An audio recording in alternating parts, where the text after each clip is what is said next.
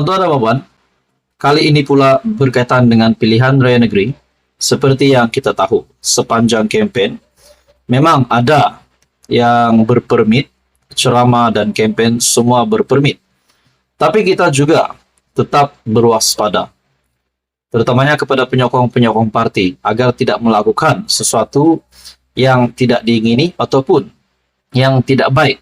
Contohnya, mematahkan bendera, mencabut poster, dan banyak lagi hal-hal yang tidak baik untuk dilakukan. Tetapi, kita juga tahu, sudah pasti pihak PDRM, pihak SPRM akan mencegah perkara-perkara ini. Dan kita juga tahu berkaitan dengan isu 3R, yaitu satu perkara yang sensitif, juga tidak boleh lagi dimainkan.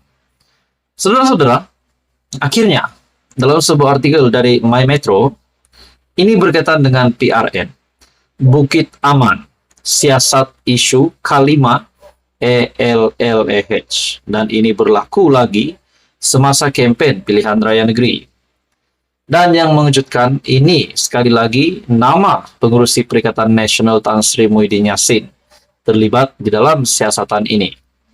Polis Pulau Pinang mengesahkan isu K5 ELLEH yang disentuh Tan Sri Muhyiddin Yassin dalam ceramah kempen politik pada Ahad lalu, kini sedang disiasat Unit Siasatan Jenayah Terkelas ataupun USJT Bukit Aman. Juru cakap media pilihan raya negeri ke-15 PRN, Ibu Pejabat Polis Kontingen Pulau Pinang, Senior Assistant Commissioner W. Puspanathan, berkata ia susulan satu laporan polis yang dibuat pada Isnin lalu. Pengadu merasakan kenyataan itu menyentuh isu 3R, agama, bangsa dan raja, dan tidak sepatutnya dikeluarkan oleh bekas Perdana Menteri yaitu Tan Sri Muhyiddin Yassin. Kes ini disiasat Unit Siasatan Jenayah Terkelas Bukit Aman di bawah Section 505 dalam kurungan C, Kanun Keseksaan, serta Section 233 Akta Komunikasi dan Multimedia EKN 1998. Puspanathan berkata, secara keseluruhan pihaknya menerima laporan berkaitan proses kempen PRN dengan 6 daripadanya membabitkan kesalahan merosakkan bendera dan kain rentang parti. Beliau berkata, satu lagi kes adalah berkaitan fitnah calon bebas menerusi platform TikTok dan disiasat di bawah Section 233 EKM 1998, yaitu membabitkan penggunaan tidak wajar kemudahan atau perkhidmatan rangkaian. Nah, persoalannya saudara-saudara, nama pengurusi Perikatan Nasional ataupun bekas Perdana Menteri Tan Sri Muhyiddin Yassin, sekali lagi nama beliau terlibat dengan satu lagi isu yang menyentuh K5 ELLEH, dan ini berlaku semasa ceramah kempen politik pada Ahad yang lalu, dan kini sedang disiasat Unit Siasatan Jenayah Terkelas USJT. Adakah dengan ini Tan Sri Muhyiddin Yassin sekali lagi bakal ditahan polis ataupun pihak-pihak berkuasa berkaitan dengan perkara ini? Dan adakah ini akan memberikan kesan buruk kepada Perikatan Nasional yang bakal bertanding PRN di 6 buah negeri? Jadi kita nantikan apa keputusan terkini dari penguasa berkaitan dengan isu yang sensitif ini. Saudara-saudara, tuan-tuan dan puan, teruskan bersama di dalam channel ini untuk info yang seterusnya. Mohon bantu channel ini dengan menekan butang like, share, dan subscribe. Halo semua, salam sejahtera Malaysia. Tuan-tuan dan puan, selamat datang ke channel Fels Lifestyle.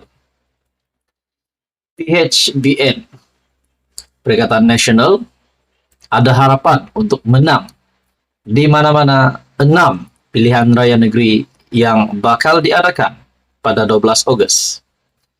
Keputusan terkini ataupun laporan terkini yang pasti buat ramai pening kepala, terutamanya penyokong PAS Perikatan Nasional.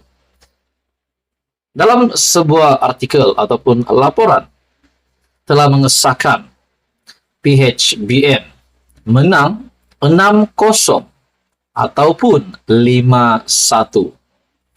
Lebih-lebih lagi, keadaan pas setelah Menteri Besar Kedah yang kita boleh cakap terlibat dengan isu kecurian unsur nadir bumi, terlibat dengan 2 pertuduhan dan beberapa saman fitnah.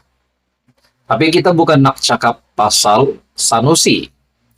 Dalam sebuah artikel dari biharian.com, bagi saya ini pasti laporan ataupun satu artikel yang menakutkan Perikatan Nasional.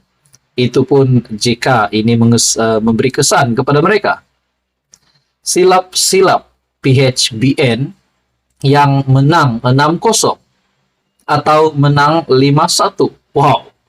Dan ini dinyatakan sendiri oleh Ahmad Maslan. Tidak mustahil Pakatan Harapan dan Barisan Nasional memenangi pilihan raya negeri PRN di 6 negeri pada 12 Ogos, kata Datuk Seri Ahmad Maslan.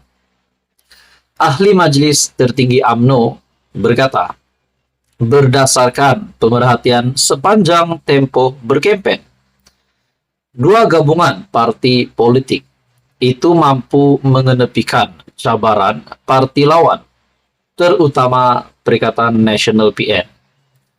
Saya melihat agak mustahil PN menang 6-0 karena saya sudah pergi banyak negeri ketika berkempen.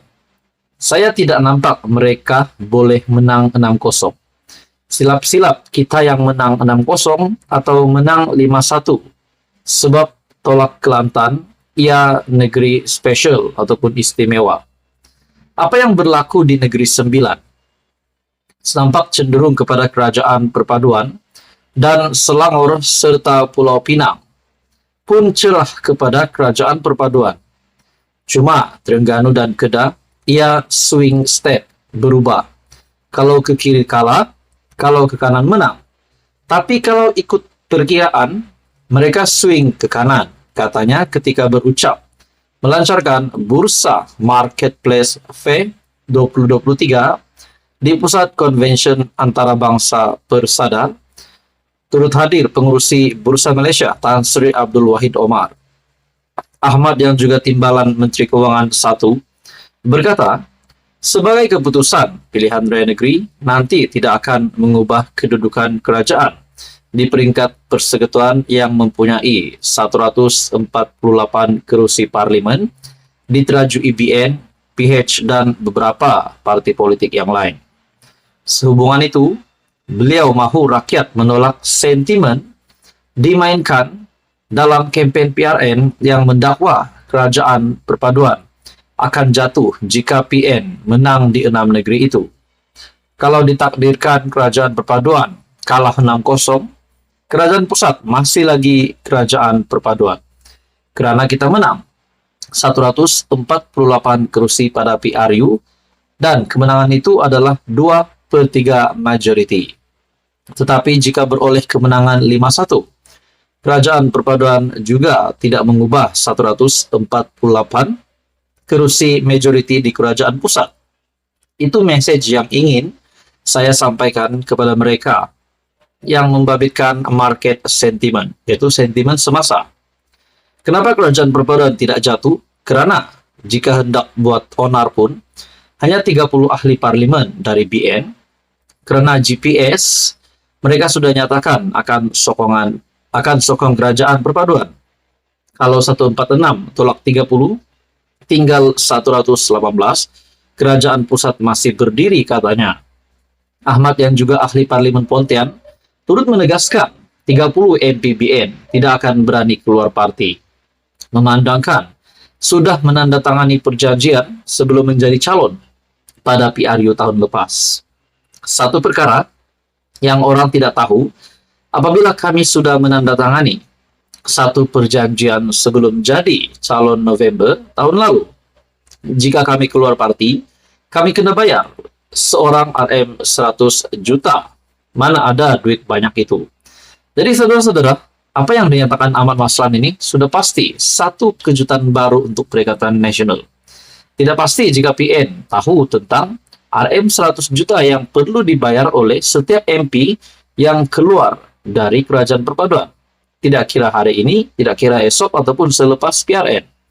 Jadi saudara-saudara, akhirnya Ahmad Maslan berkata, silap-silap PHBN yang menang 6-0 atau menang 5-1.